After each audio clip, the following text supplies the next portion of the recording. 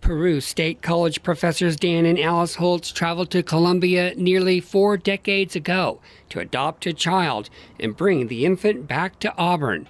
John Holtz says his parents gave him a great life, but he was also interested in finding his birth parents. A high school teacher helped him write letters to the U.S. ambassador in Colombia, but responses were sparse and framed with mentions of closed records and roadblocks. By his junior year, he had resigned himself to never knowing. Then, on January 16, 2019, he was sitting in his parents' house with his 2 daughters in a snowstorm. His mom gave him some old paperwork, and he showed his daughters his birth certificate. I'm sitting there, and there's a name on this birth certificate. And I'm like, well, that's interesting, and I never once have I thought about this, but I'm like, let's put this into Facebook. Let's search up this name on Facebook and see what comes up. Holtz describes a happy life growing up in Auburn, but some questions lingered. Heck, I was riding my bike down to Rotary fishing. I was hanging out with the friends. I mean, I did everything. It was great. It was such a wonderful life here in Nebraska, and I loved every minute of it. And my parents were wonderful here. And they were always my parents, right? After many days, a response came to his Facebook message, "I can't believe you found me." He made the decision to travel with his parents and wife Ashley to Colombia to meet his birth mother, Cecilia.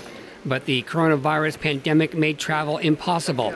It gave Holtz and his family time to develop an online relationship before their actual meeting. It felt right, and that's something that I can say I probably worried about a little bit. How was this interaction? How is this all going to pan out?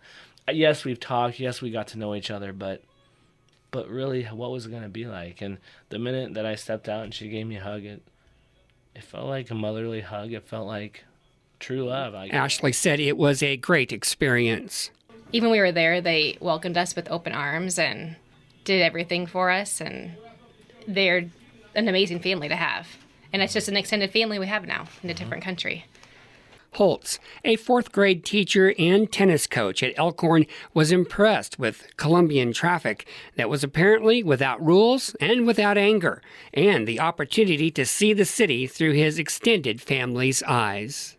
I think my favorite part of it was when we went to her little small town where she was born and where she lived, because then that was probably the most emotional day for me, just simply because I'm thinking, this could have been my life. I just thought, what if I never was adopted and I was still there? I'd be just as happy.